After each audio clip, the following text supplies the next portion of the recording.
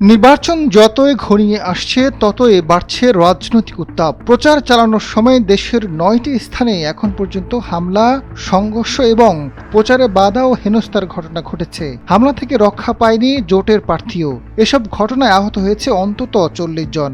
এসব ঘটনার বেশিরভাগই বিএনপির বিরুদ্ধে। নির্বাচন কমিশনে অভিযোগ দিয়েছে জামাত, এনসিপি। উদ্ভূত পরিস্থিতি নিয়ে শঙ্কা প্রকাশ করেছেন রাজনৈতিক বিশ্লেষকরা।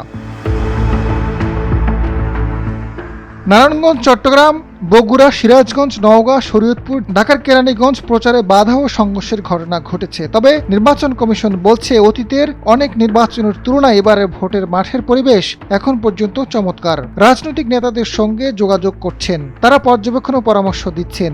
অভিযোগ এলেই রিটার্নিং অফিসার, মোবাইল কোর্ট এবং নির্বাচনী তদন্ত কমিটি তাৎক্ষণিকভাবে আমলে নিচ্ছে। প্রতিদিন গড়ে ৫০ থেকে ৬০টি মামলা হচ্ছে, জরিমানা ও শোকজ করা হচ্ছে।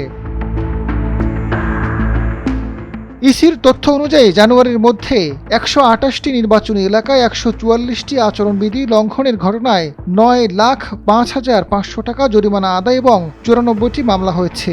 এর বাইরে জামায়াত ও এনসিপির প্রার্থীদের প্রচারে একাধিকবার হামলা ও হেনস্থার অভিযোগ উঠেছে। জামায়াতের নারী কর্মীদের উপর হামলার অভিযোগও রয়েছে।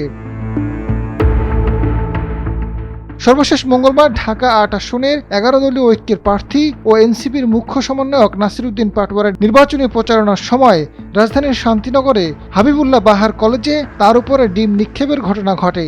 এর আগে ২৩শে জানুয়ারি রাজধানীর সিদ্ধেশ্বরী এলাকায় পথসভায় তার উপর নোংরা পানি ও ডিম নিক্ষেপ করা হয়েছিল।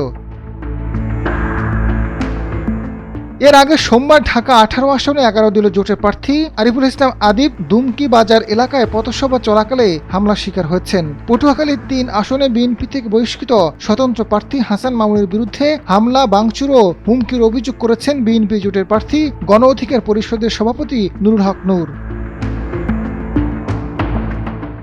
রাজনৈতিক বিশ্লেষকরা বলছেন, নির্বাচন যত এগুচ্ছে মাঠ প্রতিদ্বন্দ্বিতা ততই তীব্র হচ্ছে। এ সময় আচরণবিধি লঙ্ঘন, প্রতিপক্ষকে ভীত করার ঘটনা বাড়লে নির্বাচনের গ্রহণযোগ্যতা প্রশ্নবিদ্ধ হতে পারে। কমিশনের উচিত এসব অভিযোগ গুরুত্ব দিয়ে দ্রুত ও দৃশ্যমান ব্যবস্থা নেওয়া, যাতে সব দল সমান সুযোগ পায়।